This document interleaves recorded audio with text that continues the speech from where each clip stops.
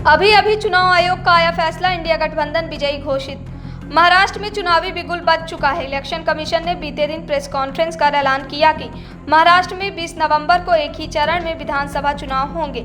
इसी के साथ चुनाव आयोग ने इंडिया गठबंधन के घटक दल शरद पवार के एनसीपी की एक बड़ी मांग को स्वीकार कर लिया है। दरअसल चुनाव आयोग ने मंगलवार को कहा कि उसने इंडिया गठबंधन के घटक दल राष्ट्रवादी कांग्रेस पार्टी के उस अनुरोध को स्वीकार कर लिया है जिसमें उसने इलेक्ट्रॉनिक वोटिंग मशीन ईवीएम की बैलेट इकाइयों पर अपने चुनाव चिन्ह तुरही बजाता हुआ आदमी को प्रमुखता से प्रदर्शित करने का अनुरोध किया था, लेकिन इस चुनाव चिन्ह पर प्रतिबंध लगाने की मांग को खारिज कर दिया है। बता दें, चुनाव आयुक्त राजीव कुमार ने कहा कि एनसीपी ने चुनाव अधिकारियों से कहा है कि उसका चुनाव चिन्ह तुरही बजाता हुआ आदमी ईवीएम की बैलेट इकाइयों पर प्रमुखता से प्रदर्शित नहीं किया गया।